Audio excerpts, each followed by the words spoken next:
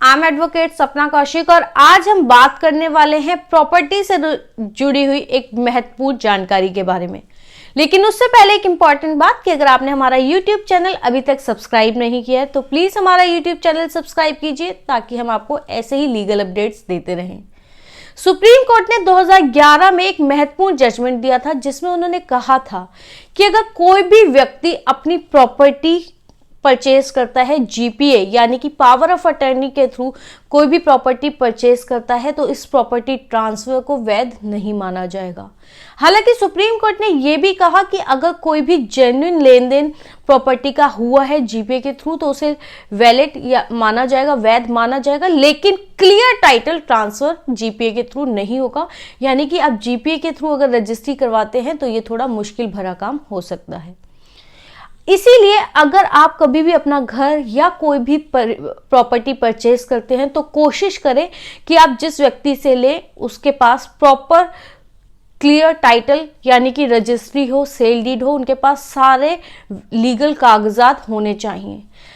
अगर कोई भी व्यक्ति आपको जीपीए यानी कि पावर ऑफ अटॉर्नी के थ्रू प्रॉपर्टी बेचता है तो हो सकता है आप धोखाधड़ी के शिकार हो जाए, क्योंकि कई बार लोग पावर ऑफ अटॉर्नी के बेसिस पे एक ही जगह को, एक ही प्रॉपर्टी को कई लोगों को बेच देते हैं।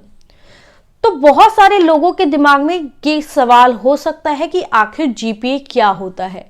जीपीए एक ऐसा डॉक्यूमेंट होता है, इसकी फुल फॉर्म होती है जनरल पावर ऑफ अटॉर्नी, जिसमें कोई भी व्यक्ति अपनी किसी चीज के कुछ अधिकार दूसरे व्यक्ति को दे देते हैं और उस पेपर पे लिखा होता है कि दूसरा व्यक्ति मेरे बिहाफ पर ये काम कर सकता है। जैसे कि अगर कोई प्रॉपर्टी है तो उसे रेंट पर दे सकता है, उसकी खरीद फरोख्त कर सकता है, उससे संबंधित जितने भी लीगल इश्यूज है, अगर कोई केस चल रहा है तो उसको लड़ सकता है। ऐसे कुछ अधिकार दूसरे व्यक्ति को दे सकता है। General of power of attorney में बहुत सारे अधिकार एक व्यक्ति दूसरे व्यक्ति को हस्तांतरण यानी कि ट्रांसफर कर देता है, जो वो व्यक्ति उस व्यक्ति के बिहाफ पर कर सकता है। पावर ऑफ अटॉर्नी दो टाइप की होती है, जीपीए और special SPA, special power of attorney.